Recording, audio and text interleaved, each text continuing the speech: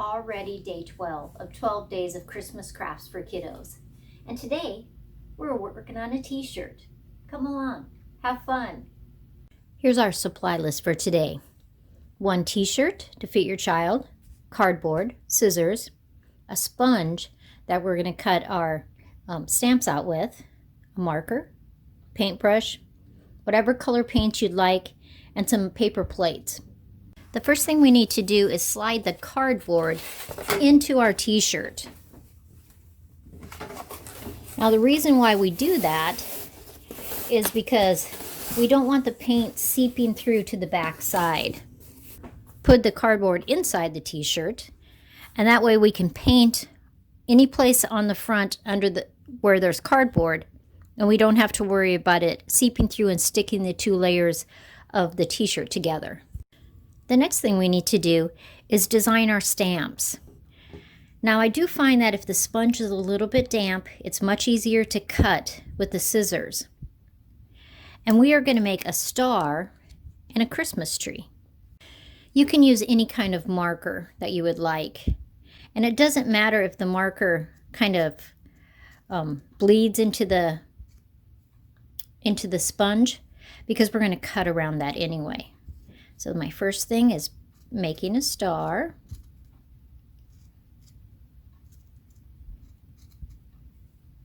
And the other thing I'm going to make is a tree, a Christmas tree. And I'm just going to make a triangle.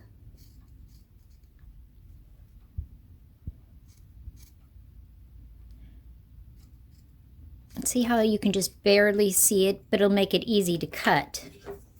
So now because my sponge is wet, it's very easy to trim.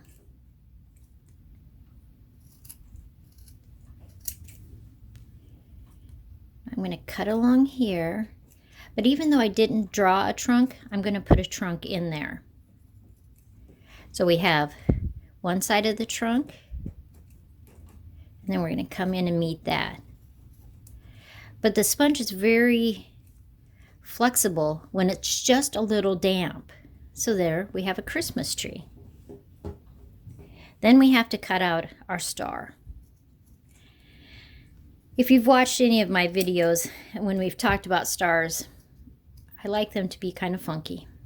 Some sides longer than other sides. It's just the way I like it. But it's just really, really easy to cut when that sponge is a little damp. So what I did is I ran it under water, and then I just squeezed it as hard as I could. So then you can have your star this way, you could have it this way, you could have it this way. So when we go to stamp, we can have it look like a lot of different star shapes, even though we only cut one out. Now on your tree, if you wanted to do indentations, you could, but I think it's just easier for the kiddos if it's just a triangle and then the trunk. There's a lot of different multi-surface paints that you can get. At Walmart, Michael's, Joann's, Hobby Lobby, things like that. But you want something that you can use on cloth. And so this one, Craftsmart, is a multi-surface premium satin. It's not going to be shiny, but it's going to look really nice. It has to dry for 72 hours, and all the directions are on the back. Then you put the shirt or the purse or whatever you're doing in a cool oven.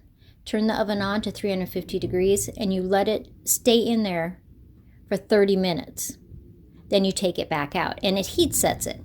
Some people heat set things in the dryer, but with this paint, they recommend doing it in the oven.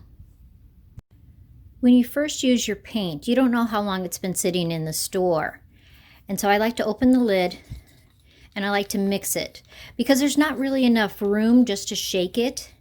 And a lot of times a liquid goes to the top, and there's just not enough shaking room because you haven't used any of that.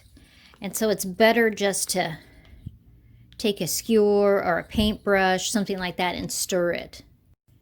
Our next step is I'm just going to put some paint to the side of the plate, not in the center, because I want to be able to dab my sponge around. I'm only using 2 colors today, but you could use as many as you wanted. And you can use a paintbrush to take the paint and put it on, or you can just simply dab it into the paint. Totally up to you. But I want mine a little multicolored. And so then I'm going to grab some red and I'm going to put it over here, so that my star is actually 2 colors. And because this is a sponge, it's very easy to wash out.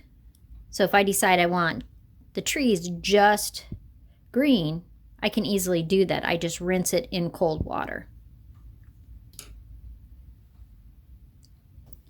And then you just decide how you want your star to be by turning it.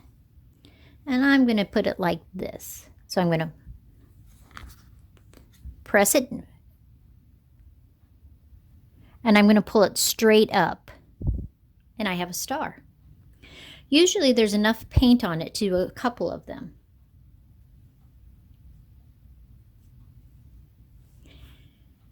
Now I bumped it with my fingers, and so see there's a little mark there, so I'm going to put a star there.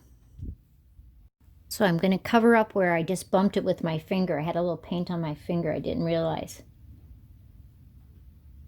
We'll pull it straight up.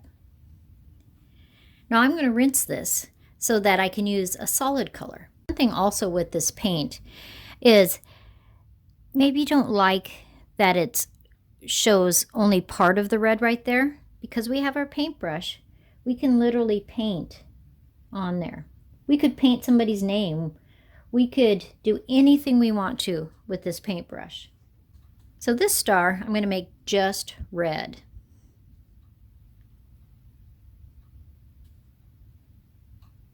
So I can paint it on, or I can take and just dab it in the paint. Now if I do that, there's a lot of paint on there. So then I would suggest that you just dab it a little bit on your plate before you go over to your t-shirt.